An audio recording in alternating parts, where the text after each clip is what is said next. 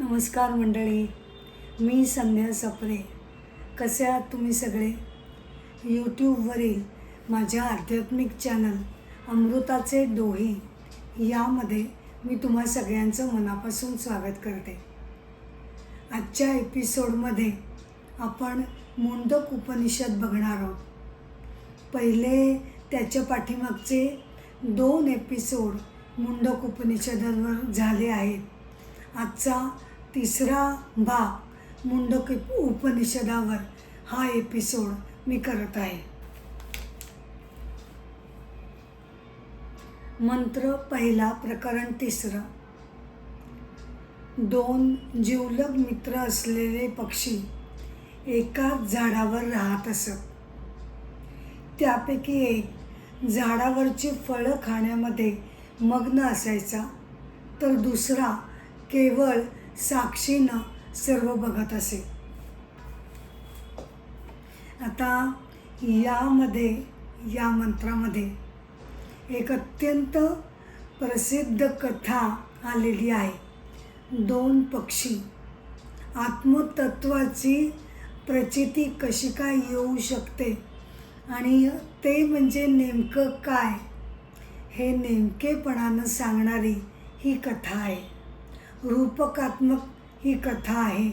त्याचा आधी आपण शब्दशः अर्थ समजून घेऊ आणि मग त्या पाठीमागे जो आध्यात्मिक अर्थ आहे तोही आपण बघू.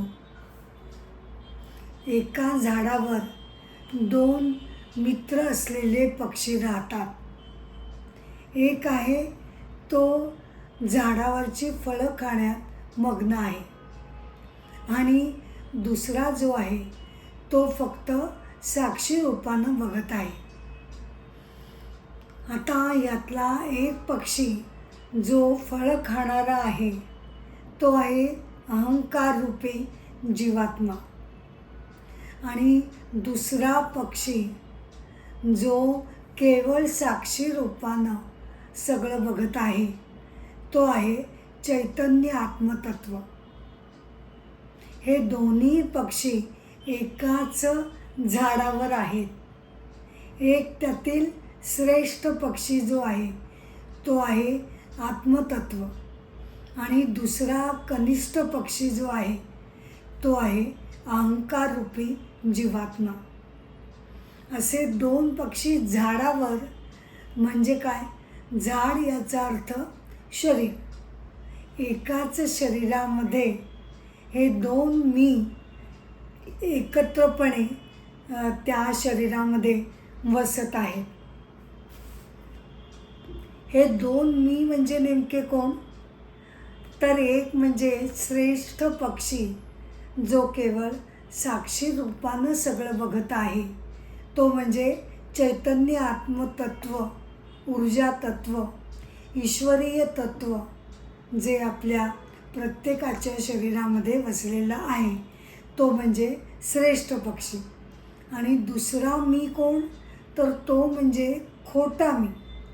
पहिला जो चैतन्य आत्मतत्व आहे तो आहे रिअल, खरोखरीचा सत्य. आणि दुसरा जो आहे तो आहे कनिष्ठ, तो आहे अहंकार रूपी चिदाभास ज्याचा पडलेला आहे.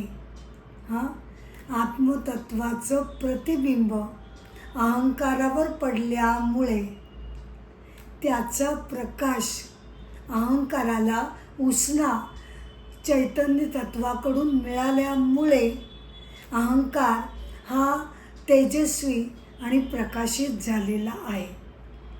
पण त्याचं जे प्रकाशित होणं आहे अहंकाराचं, ते त्याचं स्वतःचं नसून त्याच्यावर जो चिदाभास जे प्रतिबिंब पडलेलं आहे त्याच्यामुळे त्याला ते सामर्थ्य मिळालेलं आहे.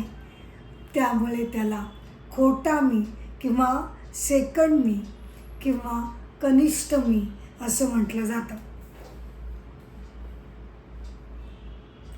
जोपर्यंत आपण या शरीर मन बुद्धीच्या स्तरावरच जीवन जगत राहू तोपर्यंत आपल्याला सदैव विनाशी आणि दुःखकारक जीवन जगावं लागेल. का? कारण आपला पाया कोणता आहे? आपला जगण्याचा पाया हा विनाशी शरीर मन बुद्धी आहे. आपण त्याला चिकटलेलो आहोत. कशाला चिकटलो आहे? तर जे विनाशी आहे, जे क्षणभंगूर आहे, जे बदलणारं आहे, असाच मुळी आपला पाया आहे. मग जर पाया असा विनाशी आहे तर त्या पायावर उभं राहिल्यानंतर आपल्याला अर्थातच जी काही जीवनामध्ये सुखदुःख मिळतात ती सुद्धा विनाशी, क्षणभंगूर आणि तात्पुरती अशी मिळतात. पण जेव्हा आपण या विनाशी स्तरावरनं उच्च स्तरावर जाऊ, म्हणजे कोणत्या? ईश्वरीय स्तरावर जेव्हा आपण झेप घेऊ आणि त्या ईश्वरीय तत्वाच्या स्तरावर जेव्हा आपण उभं राहू, आत्मतत्वाचं प्रत्यक्ष दर्शन घडून आपण त्या आत्मतत्वाच्या पायावर आता जेव्हा उडी मारू, तेव्हा तो पाया कसा असेल? तर तो अविनाशी आणि चिरंतन असल्यामुळे, तो पाया तसा असल्यामुळे आता आपल्याला परमशांती त्यापासून मिळू शकेल. मंत्र दुसरा. झाडावर बसलेला जो अहंकाररूपी पक्षी आहे, पक्षी म्हणजे मी, सेकंड मी, कनिष्ठ मी, जो अहंकाररूपी पक्षी आहे तो स्वतःच्या दिव्य स्वरूपाच्या अज्ञानानं दुःखामध्ये बुडालेला आहे. पण जेव्हा तो साक्षी परमेश्वर तत्वाला बघतो, त्याचं स्वरूप जेव्हा त्याच्या लक्षात येतं, तेव्हा तो या विनाशी बदलत्या सुखदुःखांच्या जाळ्यामधून तो मुक्त होतो. हा अहंकाररूपी जीवात्मा म्हणजे नेमकं आहे कोण? तर प्रत्येकामध्ये परमतत्व आहेच आहे, नाही का? मग आता जीवात्मा परत कसं काय प्रवेश करतो? तर जीवात्म्याचा जो प्रवेश आहे तो स्पेशल मॅनिफेस्टेशन आहे, बरं का? परमात्म्याचं प्रतिबिंब म्हणजे चिदाभास हे अहंकाररूपी जीवावर पडतं आणि अहंकारावर त्या चैतन्य तत्वाचं प्रतिबिंब पडल्यामुळे अहंकार प्रकाशित होतो. कसं आहे ना, हा जो सेकंड मी, खोटा मी, अहंकार, तो कशानं बनला आहे? तर तो मूळ बिंब, मूळ चैतन्य तत्व अधिक अहंकार अधिक प्रतिबिंब किंवा रिफ्लेक्टेड कॉन्शियसनेस, प्युअर कॉन्शियसनेस अधिक अहंकार प्रत्येकाचा अधिक त्या अहंकारामध्ये पडलेला चिदाभास म्हणजे रिफ्लेक्टेड कॉन्शियसनेस. आपण प्रत्येकजण बिंब आणि प्रतिबिंब या दोघांचं आपण मिश्रण आहोत. अहंकार हे प्रतिबिंब आहे. कुणाचं प्रतिबिंब आहे? चैतन्य तत्वाचं अहंकार हे प्रतिबिंब आहे. परंतु अहंकाराची गोष्ट काय झाली तर तो आता शरीर आणि मनाशी अगदी पूर्णपणे एकरूप झालेला आहे. त्यामुळे तो स्वतःला मी करता, मी करणारा, मी भोगणारा असं तो स्वतःला मानत आहे. का? कारण तो शरीर आणि मनाशी अगदी एकरूप झालेला असल्यामुळे अहंकार हा करता आणि भोगता होतो आणि सगळी सुखदुःख त्याच्या डोक्यावर येऊन बसतात. ज्या वेळेला या प्रतिबिंबाला म्हणजे अहंकाराला जेव्हा कळेल की आपण साक्षात चैतन्य तत्व बिंब आहोत, ओरिजिनल प्युअर कॉन्शियसनेस आहोत, आपण निव्वळ प्रतिबिंब नाही आहोत. आत्ता सध्या मी निव्वळ प्रतिबिंब म्हणून जगते, पण हे माझं खरं स्वरूप नाही. माझं खरं रूप ते पूर्ण असं बिंब आहे. हे जेव्हा कळतं, ही झेप आहे. प्रतिबिंबाकडून उलटं पाठीमागे बघून बिंबामध्ये एकरूप होणं. मी माझा चेहरा, मध्ये आरसा आणि त्याच्यात पडणारं माझं प्रतिबिंब. तर अशी गोष्ट झाली आहे की जे प्रतिबिंब आरशात आहे त्यालाच मी माझा खरा चेहरा समजते. ज्या वेळेला पाठीमागे वळून मी माझ्या खऱ्या चेहऱ्याकडे बघीन, तेव्हा मला कळेल की प्रतिबिंब जे आरशात मी बघत होते ते निव्वळ प्रतिबिंब आहे. खरी मी म्हणजे माझा खरा चेहरा आहे.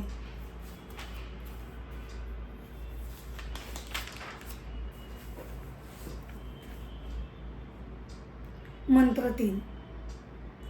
जेव्हा साधक त्या स्वयंप्रकाशित चैतन्य तत्वाला, जो जगताचा निर्माता आहे, त्याला जाणतो, तेव्हा त्याच्या सर्व कर्मांचं संचित नष्ट होतं. तो व्रणरहित आणि चित्ताचं समत्व तेव्हा तो प्राप्त करतो.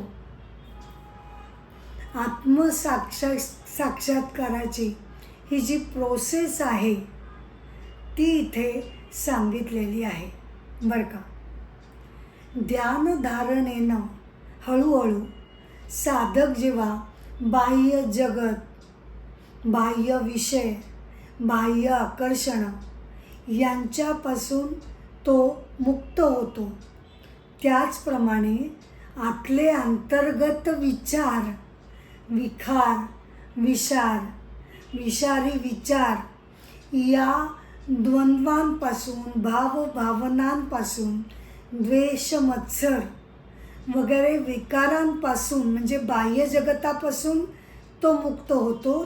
त्याचबरोबरीनं तो अंतर्मनातील विकारांपासून जेव्हा तो पूर्णपणे बाजूला होतो, तेव्हा काय घडतं, तर तेव्हा आपली जी प्रचंड मानसिक ऊर्जा, खरं म्हणजे आपल्याला नेहमीची अवेलेबल आहे, पण ती आपण का वापरू शकत नाही, तर या सगळ्या विकारांमुळे, बाह्य जगताच्या आकर्षणामध्ये आपण पूर्णपणे मग्न असल्यामुळे ती जी मानसिक ऊर्जा दबू नये, ती पूर्णपणे हे विकारमुक्त झालो की ती पूर्णपणे मानसिक ऊर्जा बाहेर पडते.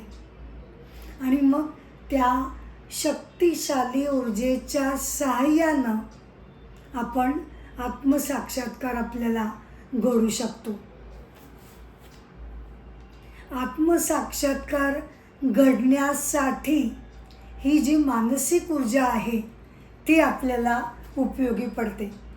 पण त्याच वेळेला अजून एक गोष्ट घडते की मनातली सगळी झाडाझडती केल्यामुळे विकार नाहीत, आता मन संपूर्ण शांत, क्रोध नाही, काही नाही. मन जणू काही एक पोकळी आपल्यामध्ये, शून्य पोकळी निर्माण झाली आहे असं आपल्याला वाटू लागतं. पण ते शून्यत्व नसून, शून्यत्व जर असतं तर आपल्याला काहीच कळलं नसतं. पण ज्या अर्थी आपल्याला मनातली ही पोकळी शून्यासारखी भासायला लागते, तर हे कोण जाणवून देतं, तर आपल्या मनातील सदोदित जागता पहारा देणारं अनंत प्रकाश तत्व जे आहे ते आपल्याला जाणवून देतं की आता तुझं मन हे पूर्ण जणू पोकळी झाली, त्यामध्ये आता काही विकार, भावना, विषारी विचार काही आता उरलेलं नाही आहे. आणि मग त्या पोकळीमधून आपल्याला जे स्वयंप्रकाशित आत्मतत्व आहे ते स्वतःच्या प्रकाशानं आपल्याला दर्शन देतं. तो देऊ शकतं कधी, पण ते का देऊ शकत नाही, तर आपलं मन धुळीनं जणू काही काठोकाठ भरून गेलेलं आहे. आणि आत्मतत्व या धुळीनी भरलेल्या मनरूपी, अहंकाररूपी आरशामध्ये पूर्णपणे दडून गेलेलं आहे. पण आता तसं होत नाही. आता सगळी धूळ झटकलेली आहे, मन विकाररहित आहे. आणि मग त्याला जाणवतं की आपण साक्षात प्रकाशाचा प्रकाश आहोत. आता तो आपल्या मानवी शरीर मनाच्या स्तरावरून तो आता ईश्वरीय स्तरावर तो जाऊन पोचलेला आहे.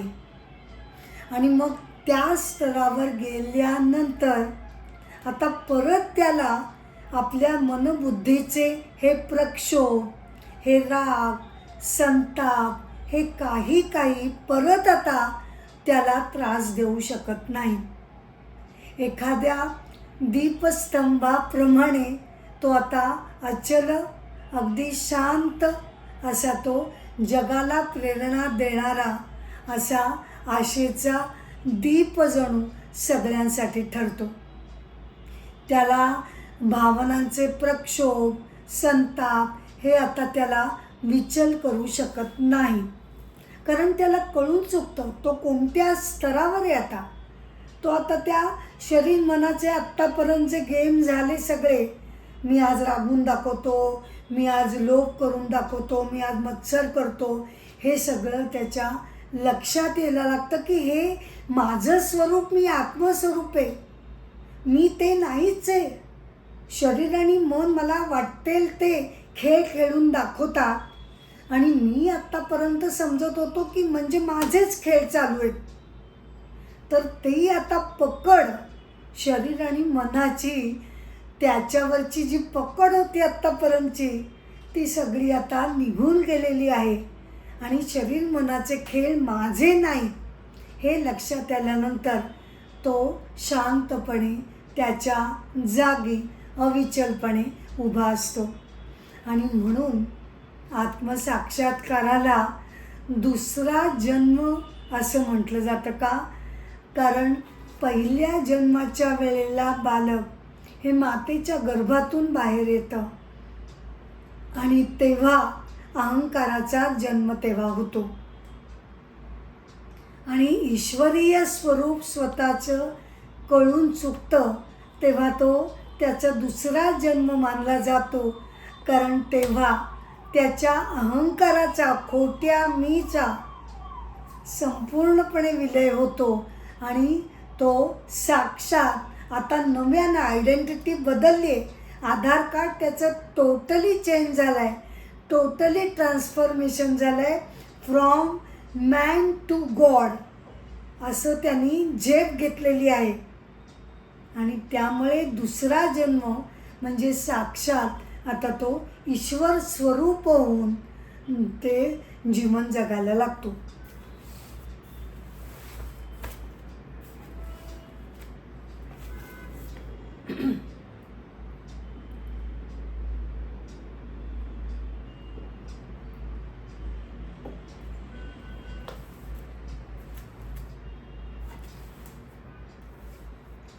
या संदर्भात एक छोटी कथा मी तुम्हाला सांगते.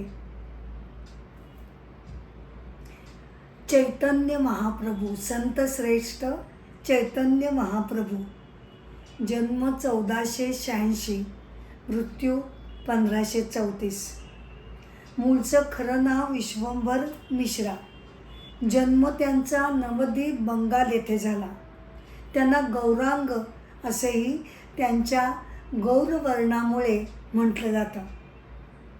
ते लोकोत्तर वैष्णवपंथी संत आहेत. भक्ती मार्गाचे ते प्रमुख प्रचारक आहेत. गौडीय वैष्णव संप्रदाय त्यांनी स्थापन केला. त्यांच्या गुरूंचं नाव ईश्वरपुरी. त्यांचा जन्म कडुलिंबाच्या म्हणजे नीमच्या झाडाखाली झालेला होता, म्हणून त्यांना निमाई असं सुद्धा म्हणत असत. त्यांचं वृंदावनामध्ये बराच काळ वास्तव्य होतं.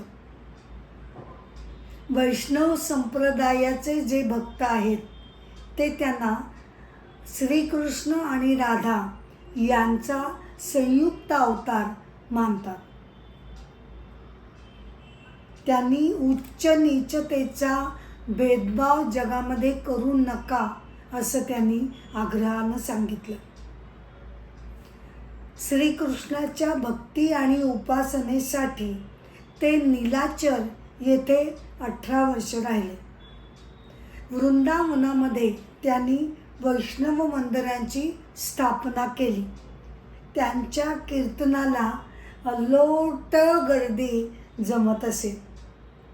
असं म्हणतात की 1508 त्यांना भगवान श्रीकृष्णांचा साक्षात्कार झाला आणि त्यानंतर त्यांना परमेश्वराचा अवतार मानू लागले. जगविख्यात दिधीती या ग्रंथाचे लेखक पंडित रघुनाथ हे चैतन्य महाप्रभूंचे त्यांचे शाळेमधले मित्र होते. चैतन्य महाप्रभूंनी या न्यायशास्त्रावर एक ग्रंथ लिहिला होता आणि पंडित रघुनाथांनी सुद्धा दधीती नावाचा ग्रंथ लिहिला होता.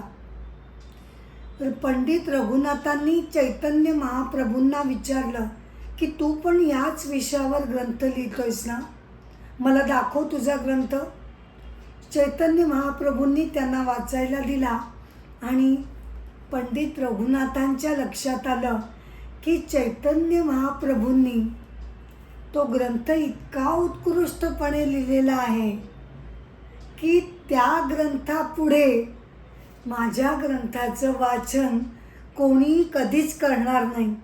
आणि त्यांना काय करावं ते समजेना, कसं करायचं, माझा ग्रंथ आता कसा लोकांपर्यंत मी नेऊ, कोण माझा ग्रंथ वाचेल.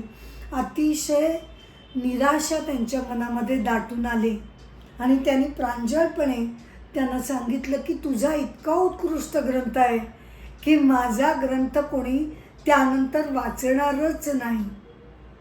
त्यांची ती निराशा बघून चैतन्य महाप्रभूंचा जीव कळवळला आणि त्यांनी तो ग्रंथ आपल्या मित्रासाठी तो फाडून टाकला, नष्ट केला असं सांगण्यात येतं.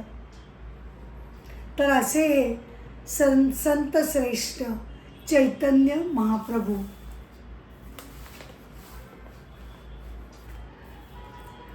मंत्र 4. साधक जेव्हा जाणतो की प्राणतत्व हेच सर्व जगताला प्रकाशित करतं, म्हणजे काय की आपल्यामधील ईश्वरीय तत्व आहे ते आपल्याला प्रकाशित करत असतं आणि हे लक्षात आल्यानंतर तो सगळ्या तक्रारी, असमाधान, असंतुष्टपणा, कुरकुर, सतत कंप्लेंट करत राहणं, कुरकुर करत राहणं, चिडचिड करणं, हे जे पूर्वी म्हणजे आत्मज्ञानापूर्वी हे जे मनाचे सगळे विकार जे मनुष्याला छळत असतात ते आता ज्ञानीला आता छळू शकत नाही. तो साक्षात ईश्वरीय तत्वाच्या अधिष्ठानावर उभं राहून आता सर्व कारभार उत्कृष्टपणे चालवतो. हे जे प्राणतत्व आहे, ईश्वरीय तत्व, ते म्हणजे आपलं खरं स्वरूप आहे हे कळल्यानंतर जे पूर्वीचं आपलं शांत म्हणजे मर्यादित क्षुद्र आणि दुःखी असं जे जीवन होतं त्याचा संपूर्णपणे त्यामध्ये कायापालट होतो आणि आता तो ईश्वरी अमर्त्य तत्वावर तो जाऊन उभा राहतो. स्वतःचं ईश्वरीय तत्व त्याला समजून आल्यानंतर तो महत्त्वाची गोष्ट म्हणजे केवळ माझ्यामध्येच हे तत्व नाही तर प्रत्येक व्यक्तीमध्ये ईश्वर आहे हे त्याला समजतं, उमगतं आणि तो सगळ्या जगताकडे अतीव प्रेमानं, नम्रतेनं आणि करुणेनं बघायला लागतो. हा फरक आपण लक्षात घ्यायला हवा. नाहीतर कसं होईल ना की जे ढोंगी आहेत, दुटप्पी आहेत, जे आत्मसाक्षात्कार झालाय असं सांगू बघतायत पण जे त्याच वेळेला केवळ जणू काही मी सर्वश्रेष्ठ आहे आणि मलाच ते आहे, मला माझ्यामध्येच ते ईश्वरीय तत्व आहे आणि बाकीच्यांना ते क्षुद्र मानायला लागतात, तेव्हा ते आत्मसाक्षात्काराचं खरं स्वरूप असू शकत नाही.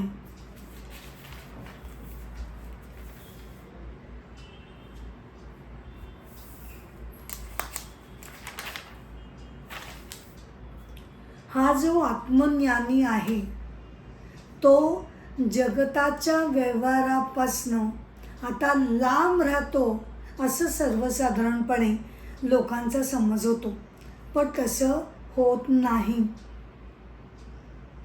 तो संन्यस्त वृत्तीनं राहतो हे खरं आहे, पण संन्यस्त वृत्ती ही कशामध्ये त्याची झळकते तर केवळ कर्म करत असताना त्यातील लोभाचा, फळांचा त्याच्यामध्ये संन्यास झालेला असतो. अगदी निर्लेप वृत्तीनं तो कर्म करत राहतो.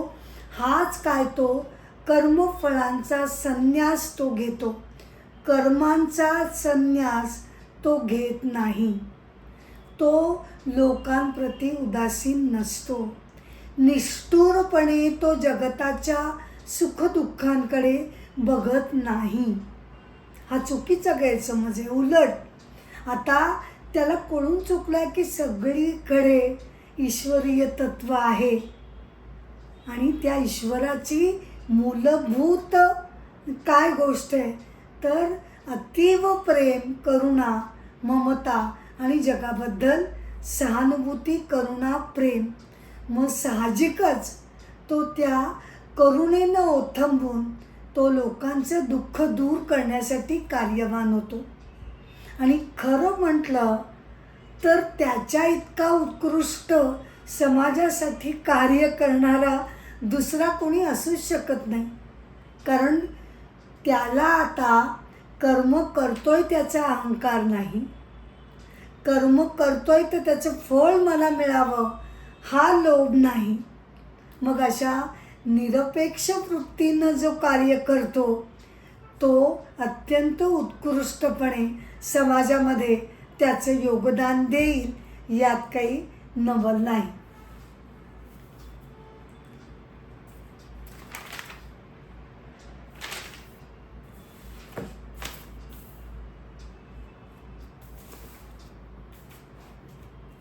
मंत्र 5.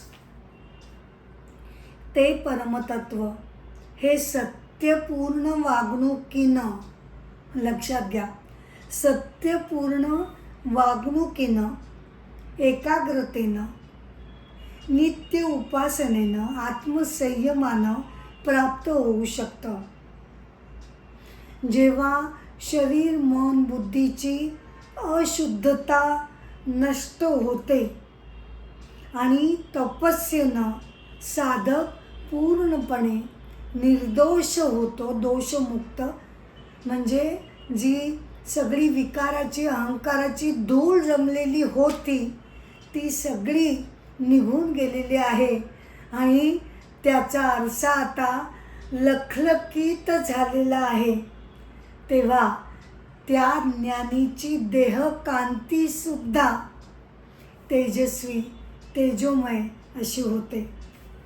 सत्यपूर्ण वागणुकीनं म्हणजे काय, तर आता आत्मज्ञान झाल्यानंतर साधकानं खोटं वागणं, खोटं बोलणं, लोभ मनामध्ये ठेवून बाहेरनं फक्त आत्मज्ञानी असल्याचं ढोंग करणं, लोकांना त्या बुरख्याखाली, त्या ढोंगाखाली लोकांना लुबाडणं, त्यांचा फायदा घेणं, या गोष्टी आता तो कधीही करू शकत नाही. आणि असं जर ते पापकर्म असेल तर ते सर्वथा अयोग्य आहे. ईश्वरीय तत्व, त्या तत्वावर जर तो उभा आहे तर असं वागणं तो वागू शकत नाही. आणि हे केव्हा शक्य होईल, जेव्हा खरंखुरं वैराग्य आणि खरीखुरी तपस्या त्याच्या शरीरातून, मनातून, त्याच्या वागणुकीतून ती प्रदर्शित व्हायला लागेल.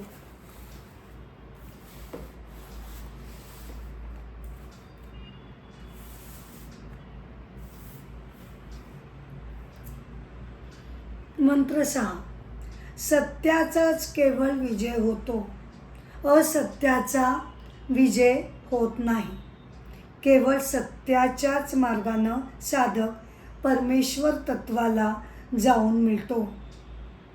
म्हणजे काय की हे आत्तापर्यंत आपण आत्मज्ञानीचे जे श्रेष्ठ गुण असे जे बघितले, म्हणजे सत्यत्वाच्या पायरीवरून चालणं, तपस्या, वैराग्य, ते केवळ शब्द नाही आहेत बरं का.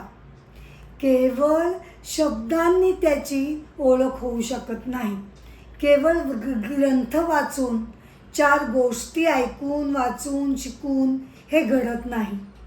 तर जोपर्यंत हे सगळे श्रेष्ठत्वाचे गुण त्या साधकांमध्ये प्रतिबिंबित होत नाहीत, तोपर्यंत या केवळ सगळ्या शब्दरूपी वल्गना ठरतात. जोपर्यंत तो स्वतःच्या वागणुकीनं सिद्ध करत नाही, तोपर्यंत या कोणत्याही श्रेष्ठत्वाला काही अर्थ नसतो. आपण सदैव श्रेष्ठ नीतिमूल्यांवरच जीवन जगत राहणं हे आत्मज्ञानीचं सर्वप्रथम कर्तव्य असतं. आता मला आत्मज्ञान झालं आहे, कळलं मला सगळं काय ते. आता थोडे दिवस मी जरा लबाडी करून वागून बघतो, काय बिघडत आहे, थोडे दिवस करतो तसं, माझ्या पत्रात काही पैसा बांधून घेतो, तर तसं चालणार नाही. आयुष्यभर अंतापर्यंत आता तो ईश्वर स्वरूप झालेला आहे, त्याला कलंक त्यानं आणता कामा नये. तो सदैव शांत चित्त अस्थिर असा तो राहतो. ध्यानधारणा हे ईश्वर प्राप्तीसाठी महत्त्वाचं साधन समजलं जातं.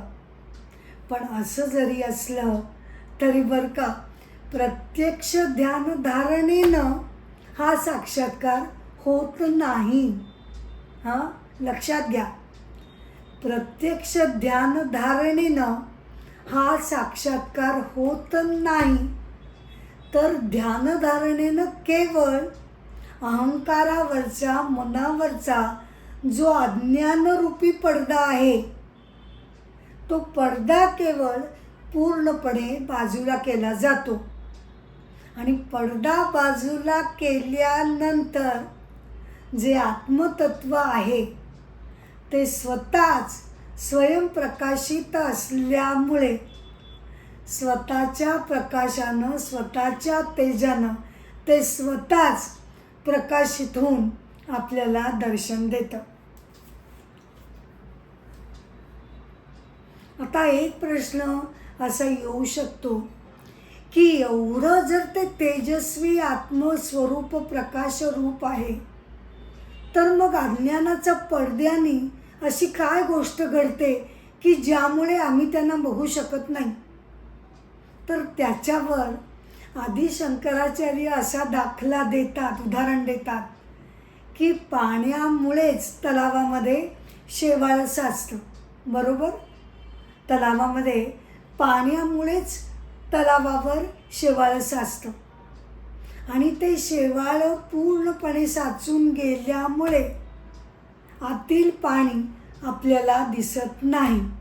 म्हणजे ज्या पाण्यामुळे शेवाळ निर्माण झालं आहे ते शेवाळच त्या पाण्याला पूर्णपणे झाकून टाकतं. आत्मतत्वाच्या प्रकाशामुळेच आपलं शरीर मन बुद्धी प्रकाशित झालं आहे, खरी गोष्ट आहे. पण ज्याच्यामुळे हे प्रकाशित मन बुद्धी झाली आहे ती मन अहंकार बुद्धी त्यालाच काळखून टाकते. आपण जेवढं जेवढं वैराग्य धारण करू, तपस्या करू, तेवढं तेवढं त्या मनोरूपी अहंकाररूपी आरसा जो आहे तो स्वच्छ व्हायला लागेल आणि चैतन्य तत्वाचं प्रतिबिंब म्हणजे इतकं स्वच्छ घडेल की जणू काही तेच साक्षात बिंब रूपानं आता वावरायला लागेल. यालाच आत्मप्रसाद किंवा ज्ञानप्रसाद असं म्हटलं जातं. कशाला?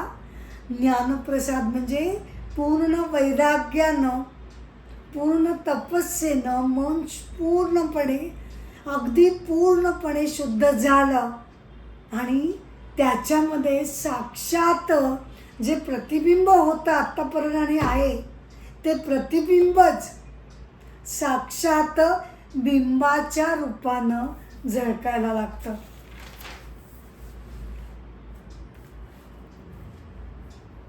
आता साधना, तपस्या, ध्यानधारणा हे सगळे मार्ग हे मन आणि बुद्धी अहंकाराला तेजस्वी करण्यासाठी आहे, हे खरं आहे. पण मुळात असा प्रश्न आहे की बुद्धी काय बुद्धी घ्या, मन घ्या, हे सगळे शेवटी कसे शांत आहेत, लिमिटेड आहेत. बुद्धीची झेपसुद्धा ही अनंत तत्वाच्या मानानं ही केव्हाही अगदी थोडी आहे. किती झेप घेतली तरी अनंत चैतन्य तत्वाच्या तुलनेनं बुद्धीची झेप ही जाऊन जाऊन किती जाणार, ती मर्यादितच आहे. मग मर्यादित बुद्धीच्या सहाय्यानं अनंत तत्व कसं काय आपल्याला समजेल? तर त्याच्यावर असं म्हटलं जातं की जसजसा साधक आत्ममग्न होऊन विवेकाने विचार करायला लागतो तेव्हा त्याच्या लक्षात येतो मी म्हणजे जे शरीर आहे त्यातले घटक काय काय आहेत. खरा घटक कोण आहे त्यातला की जो आत्मस्वरूपी आहे. कारण माझं खरं स्वरूप आत्मा आहे. मग इतर कोणते जे आत्मस्वरूपी घटक नाहीत ते मला आता वजा करत जायला पाहिजे. मग बघतो तर काय, शरीरातले मन घ्या, बुद्धी घ्या, अहंकार घ्या, इंद्रिय घ्या, सगळे हे आत्मस्वरूपी तत्व नाही. म्हणजे मग सगळे वजा करत गेल्यानंतर ज्यांना मी माझं करत होतो, बुद्धी माझी, मन माझं, इंद्रिय माझे, घटक माझे, ते सगळे घटक मी जेव्हा वजा करत जाते का, कारण ते आत्मस्वरूप नाहीत, तेव्हा माझ्या लक्षात होतो ज्यांना मी म्हणून कवटाळते ते शरीराचे कोणतेच घटक हे आत्मस्वरूपी नाही. आणि वजा करत गेल्यामुळे जे काही उरतं ते केवळ चैतन्य तत्व असतं, जे केवळ एकच एक आत्मस्वरूपी तत्व आहे. आत्मा हा एकच आहे.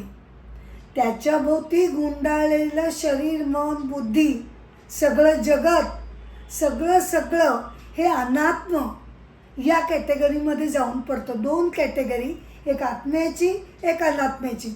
आत्म्याच्या कॅटेगरीमध्ये फक्त एकमेव आत्मा आहे आणि अनात्म्याच्या कॅटेगरीमध्ये आत्मा सोडून जे काही तुम्ही नाव घ्याल ते सगळं त्या अनात्म्याच्या कॅटेगरीत येतं. एक एक वजा करत गेल्यानंतर यालाच आत्मा अनात्म विवेक असं म्हणतात.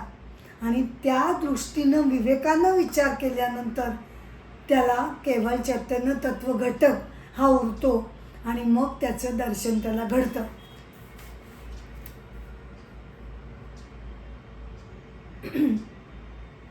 मंत्र पुढचा.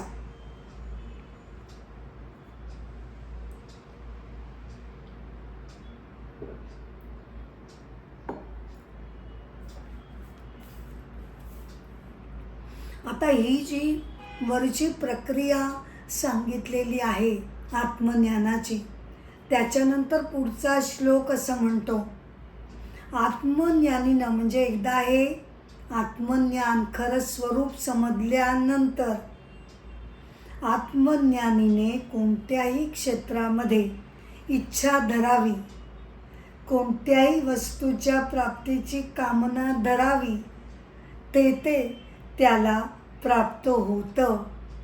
आता तो ती कामना करत नाही ही गोष्ट वेगळी, पण अर्थातच स्वतःच्या स्वार्थासाठी जरी त्यानं कामना कोणतीही धरली नाही तरी आता तो लोककल्याणासाठी, त्यांच्या भल्यासाठी काही कामना निश्चितच मनामध्ये धरतो आणि त्या साक्षात ईश्वरीय इच्छा असतात.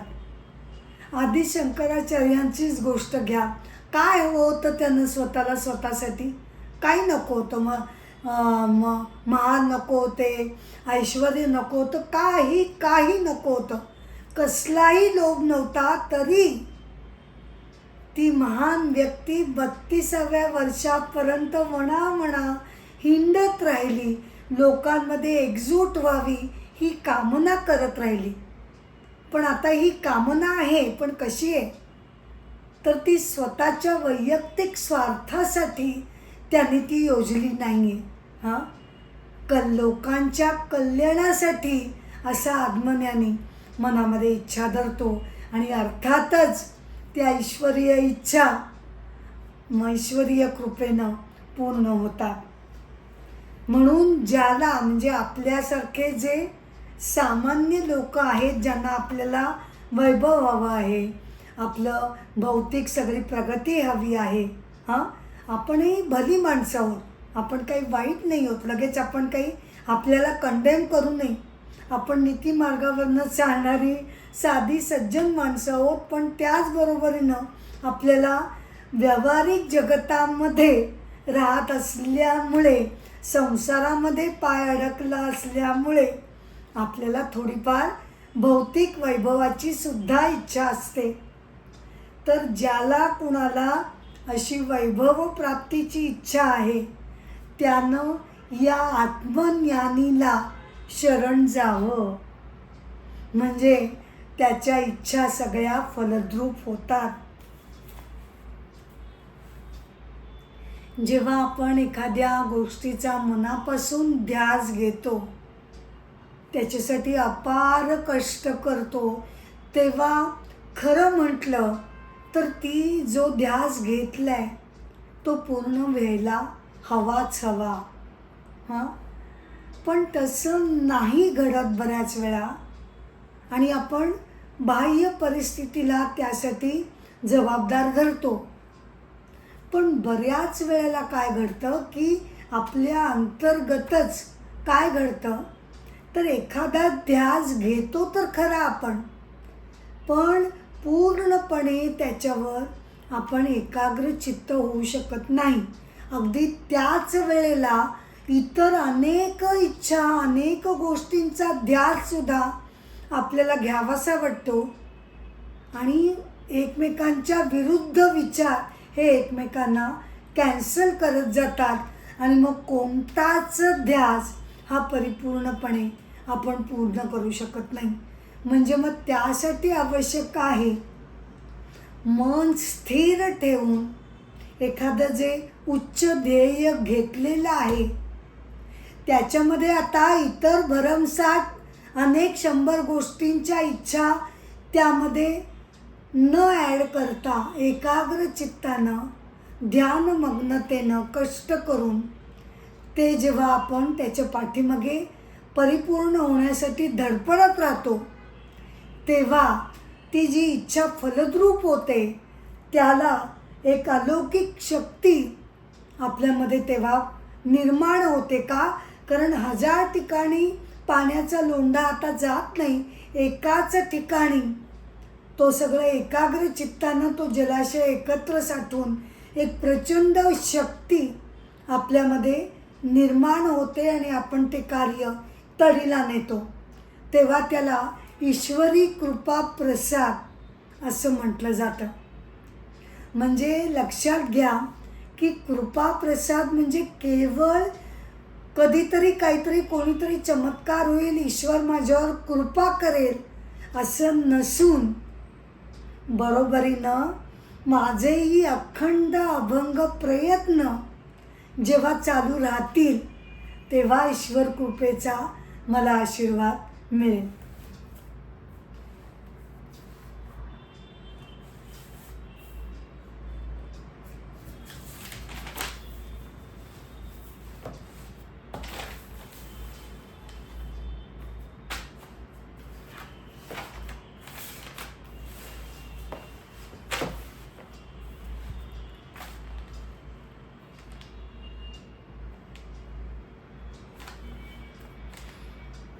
पुढचा श्लोक. आत्मज्ञानी जो हे जाणतो की तो स्वतः चैतन्य स्वरूप आहे, जे साऱ्या जगताचा जो मूळ पाया आहे आणि आधार आहे, हे त्यानं जाणलेलं आहे.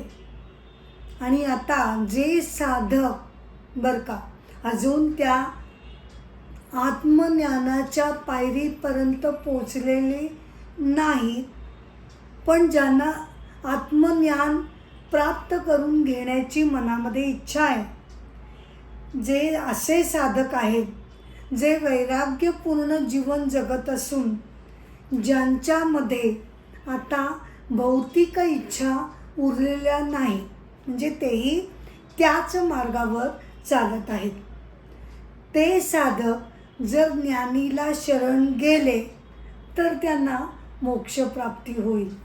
म्हणजे काय की अलीकडच्या श्लोकामध्ये काय सांगितलं की ज्यांना भौतिक इच्छा आहेत, वैभव हवा आहे, त्यांनी सुद्धा ज्ञानीला जर ते शरण गेले तर त्यांच्या इच्छा पूर्ण होतील.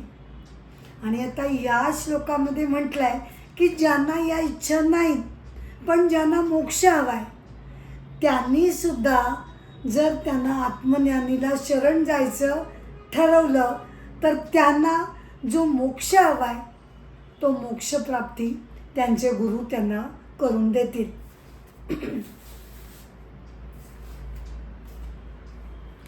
आणि केवळ ज्ञानमार्गावर चालण्यानंच ही मोक्षप्राप्ती होते असं काही नाही.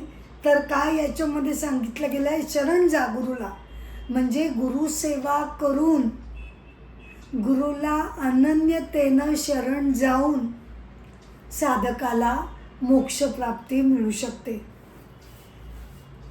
याची उत्कृष्ट कथा म्हणजे आदि शंकराचार्यांचा शिष्य तोटकाचार्य बरं का. आदि शंकराचार्य जेव्हा शृंगेरीला त्यांचं वास्तव्य होतं तेव्हा आनंदगिरी नावाचा एक त्यांना युवक भेटायला आला आणि त्यांनी नमस्कार केला आणि म्हणाला, मला आपलं शिष्य करून तुम्ही घ्याल का? शंकराचार्यांनी विचारलं, बाळा तुला काय काय येतं सांग बरं. मला असं विचाराल ना तर मला खरं सांगायचं तर काही येत नाही. म्हणजे मी वेदांत सगळं शिकलेलो आहे पण मला त्याचं ज्ञान काही झालेलं नाही. पण मी असं ऐकलं आहे की मनापासून जर गुरुला शरण गेलो तर मनुष्याला मोक्ष मिळू शकतो. आदि शंकराचार्य त्याच्या या उत्तरावर हसले आणि मग म्हणाले ठीक आहे, आजपासनं तू आश्रमामध्ये ये. मग काय, त्यानं केव्हाच मनातल्या मनात आदी शंकराचार्यांना आपलं गुरु मानलेलं होतं.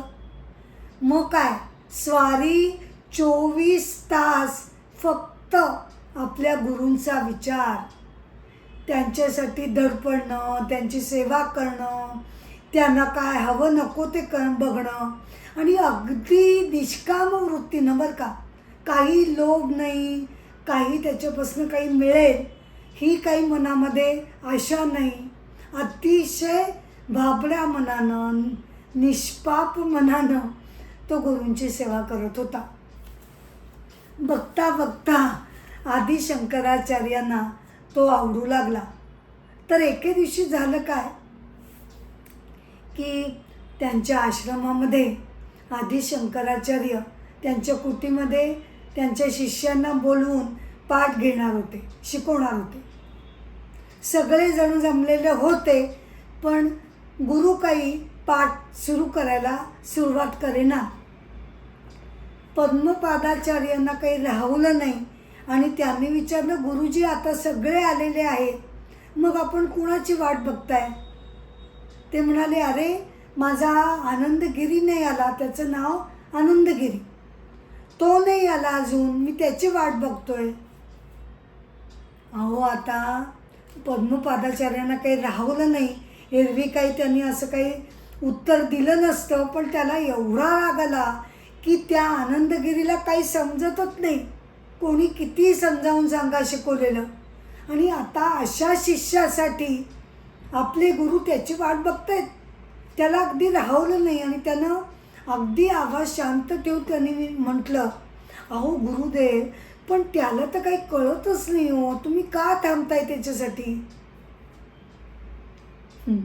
आदी शंकराचार्यांच्या लक्षात आली एक गोष्ट की कुठल्या तरी एका माणसाला आपल्या ज्ञानाचा गर्व झालाय, म्हणून दुसऱ्यांना तुच्छ लेखणं चालू झालंय. ते काही बोलले नाही, पण तेवढ्यात मग आनंदगिरी आलाच. पण आदी शंकराचार्यांनी मनामध्ये तोपर्यंत काहीतरी योजलेलं होतं आणि त्यांच्या कृपा प्रसादानं त्या दिवशी एक वेगळी गोष्ट घडली. आनंदगिरी धापा टाकत आला तेव्हा गुरु त्याला म्हणाले की आज तू बसू नको, आजचा पाठ तुला घ्यायचा आहे. मला, अहो गुरु, तुम्हाला माहिती आहे गुरुदेव, मला काहीसुद्धा येत नाही, मी नुसता भक्तिभावानं तुम्ही काय सांगता ते ऐकतो. नाही, ते काही नाही, आज तुला पाठ घ्यायचा आहे, घाबरू नकोस, मी आहे तुझ्या पाठीमागे. आणि गुरूंच्या आशीर्वादानं, बरं का, आनंदगिरीला त्यांनी त्याच्या डोक्यावर जणू आशीर्वादाचा हात ठेवल्यामुळे तो आत्तापर्यंत जे जे काही शिकून आलेला होता ते सगळं ज्ञान त्याच्यामध्ये जागृत झालं. आणि त्या क्षणी त्यानं तोटक छंदामध्ये तोटक अष्टक रचलं आणि स्तोत्र म्हणून त्यानं त्या दिवशीचा तो पाठ घेतला.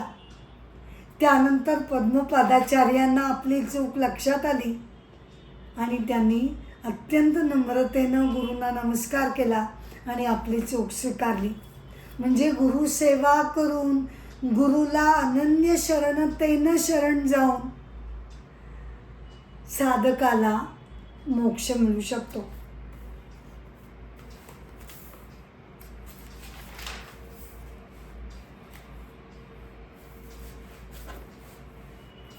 पुढचा मंत्र. जेव्हा साधक आत्मज्ञान प्राप्त करतो आणि त्या ज्ञानानं तो जेव्हा कृतार्थ होतो, त्याच्या आयुष्याचा हेतू साध्य होतो.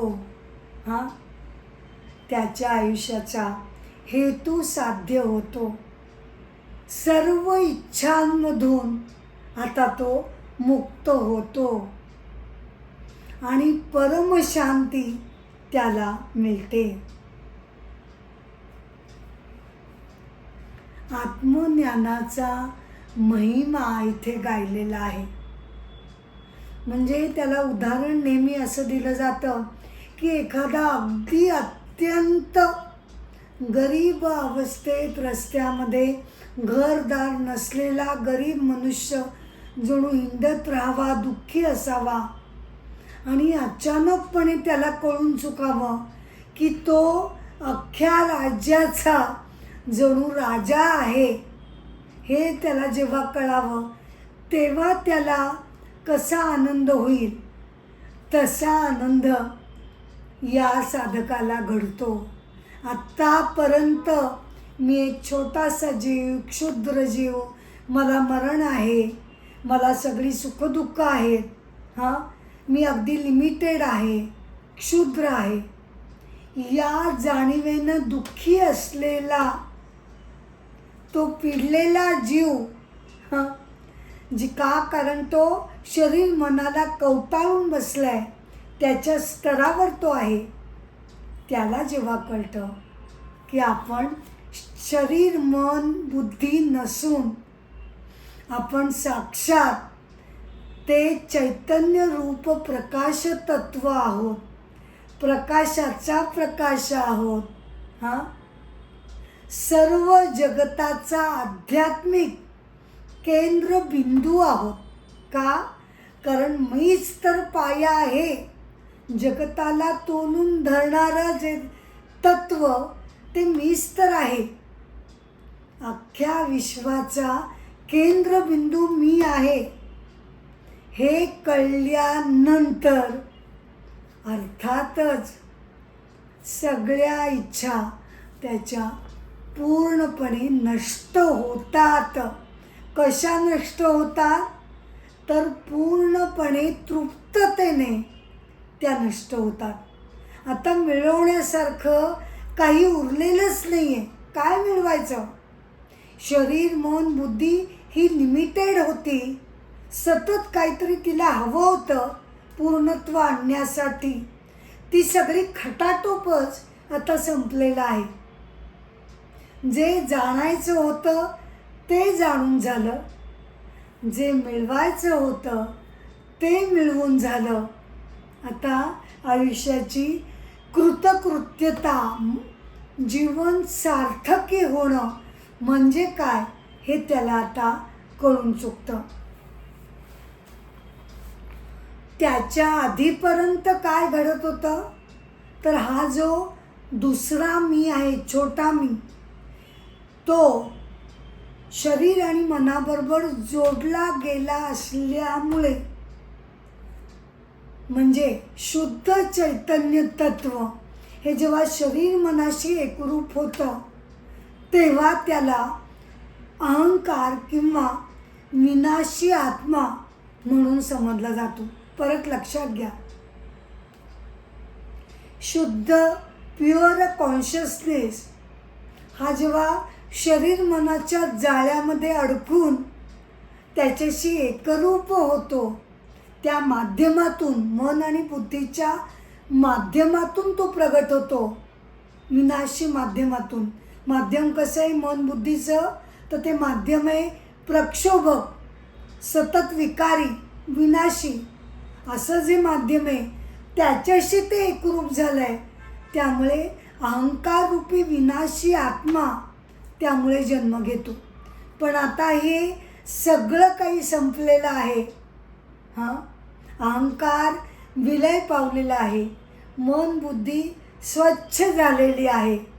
आता निव्वळ ईश्वरीय स्तरावर उभं राहून ईश्वर स्वरूप होऊन त्याचं जगणं सुरू झालेलं आहे. आणि त्यामुळे खऱ्या अर्थानं आत्मज्ञानी जीवनाची सार्थकता पूर्ण करून घेतो.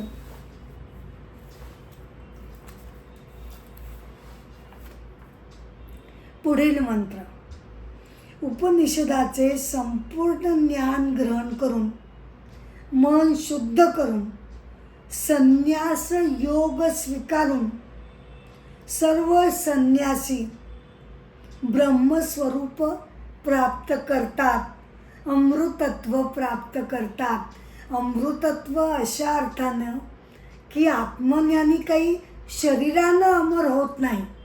हां, शरीर आहे ते शरीर धर्माप्रमाणे ते कधी ना कधीतरी पडणार. पण आता घडतं काय की मी आत्तापर्यंत जी सामान्य साधक समजते की शरीर संपलं म्हणजे माझाही मृत्यू झाला. हां, तसं आता तो खोटा समज, चुकीचा समज ज्ञानीचा राहत नाही. शरीर जाणार आहे हे त्यालाही माहिती आहे, पण त्यानं तो दुःखी होत नाही. कोणी दुःखी त्याला करू शकत नाही, कारण शरीर मन मी नसून मी चैतन्य स्वरूप आत्मा आहे आणि त्याला मृत्यू नाही. या अर्थानं तो अमृतत्व प्राप्त करून घेतो.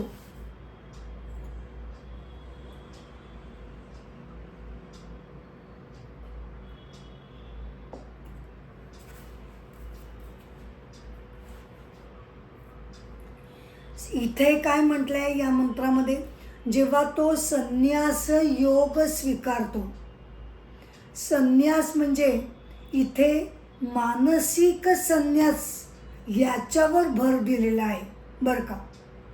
प्रत्यक्षपणे त्यानं समाजाचा त्याग करणं, जंगलामध्ये निघून जाणं, लोकांमध्ये न मिसळणं हे काही करण्याची गरज नाही आहे. याच समाजामध्ये राहून त्यानं त्याग करायचा आहे, संन्यास करायचा आहे. तो कशाचा करायचा आहे तर पूर्वीच्या भौतिक स्तरावर जो उभा होता तो स्तराचा त्याग त्यानं आता करायचा आहे.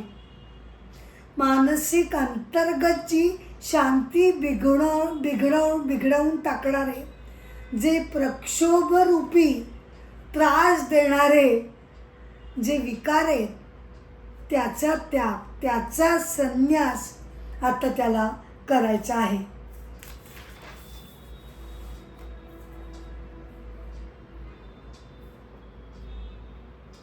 आता त्याच्या दृष्टीनं काय आहे, जीवनमुक्तासाठी काय घडतं, मृत्यू म्हणजे शारीरिक मृत्यू नसून अहंकाराचा मृत्यू होणं. खोटा मी जेव्हा खऱ्या मीमध्ये मिसळून जाईल आणि केवळ खरा मी उरेल तो त्याचा मृत्यू, त्याला मृत्यू म्हटलं जातं. जेव्हा खोटा मी, छोटा मी हा जेव्हा मरतो, म्हणजे मरतो या अर्थानं की जेव्हा तो विलय पावतो तेव्हा काय उरतं, तेव्हा केवळ ईश्वरीय परमतत्व उरतं. ईश्वरीय परमतत्वाला हा छोटा मी जो आहे, ईश्वर तत्वाला झाकणारा हा जो अहंकार आहे तो जेव्हा विलय पावतो, नष्ट होतो, तेव्हा कोण उरतं, केवळ आणि केवळ ईश्वरीय तत्व. त्याला ज्यानं झाकून टाकलं होतं आत्तापर्यंत तो अहंकार आता नष्ट झालेला आहे. पुढील मंत्र. ज्ञानीमध्ये 15 कला त्यांच्यामध्ये उतरतात. इंद्रिय त्यांच्या त्यांच्या देवतांच्या अधिष्ठानावर राहतात.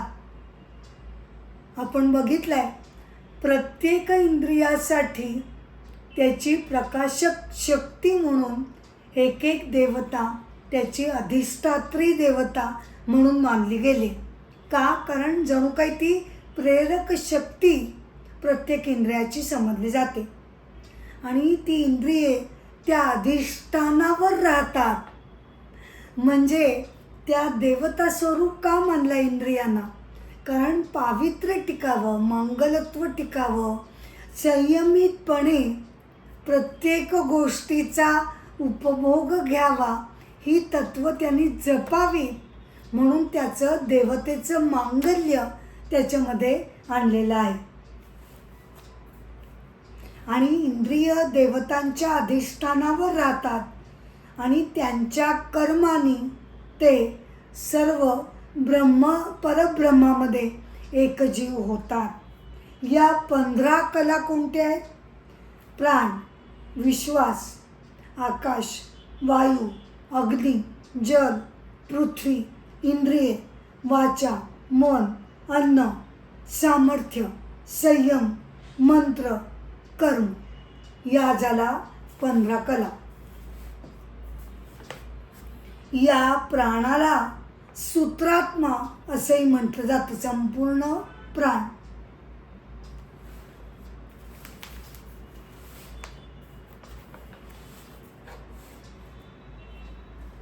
आता मुंडक उपनिषदाच्या शेवटाला 2 श्लोक उरलेत, ते आपण घेणार आहोत.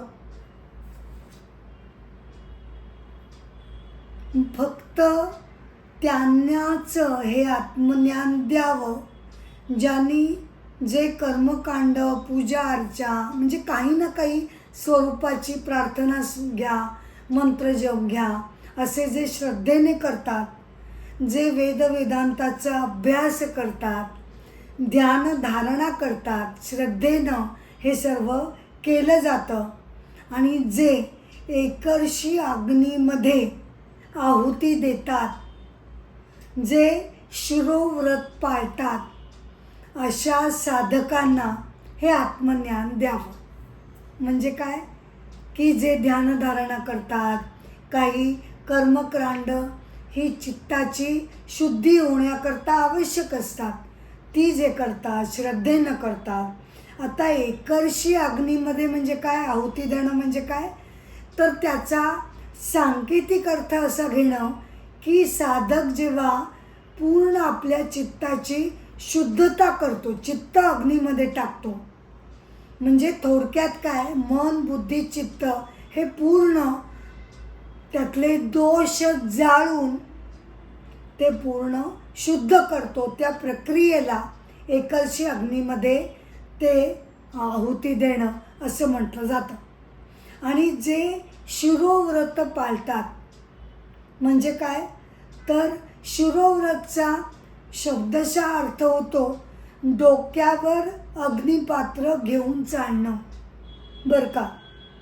याचा सांकेतिक अर्थ काय घ्यायचा, तर साधकाला जो आत्मज्ञान जाणून घेण्याची तीव्र अशी इच्छा ही निर्माण व्हायला हवी, असा त्याचा शिरोव्रताचा अर्थ घ्यायचा आहे.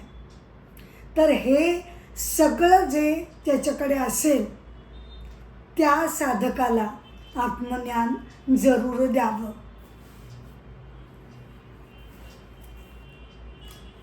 शेवटचा मंत्र ते म्हणजे परमसत्य, परमतत्व, जगताला तोलून धरणारं ऊर्जा तत्व, ते सत्य आहे.